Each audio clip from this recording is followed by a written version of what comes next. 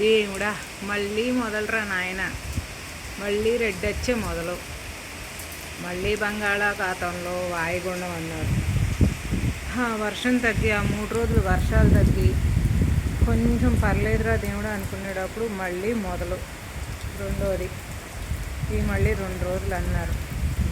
ఇదివరకు వాతావరణ కేంద్రం చెప్పినప్పుడు వర్షాలు పడతాయి అన్నప్పుడు పడేవి కాదు, కానీ పడవు అన్నప్పుడు పడేవి. ఇప్పుడు మాత్రం అదేంటో విచిత్రం.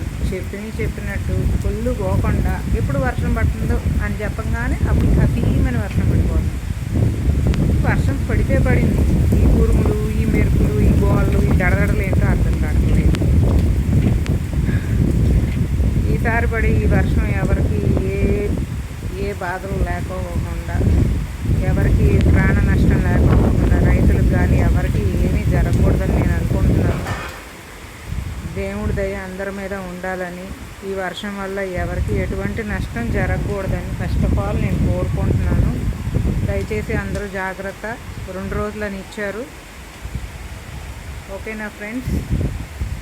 మాకైతే మాత్రం విజయవాడలో మొదలైంది. ఇది ఇప్పుడు మొదలు పట్టి ఎంతసేపు పడుతుందో తెలియదు. ఈ వర్షం చూస్తున్నారు కదా, ఫుల్గా మొత్తం పట్టేస్తుంది వర్షం.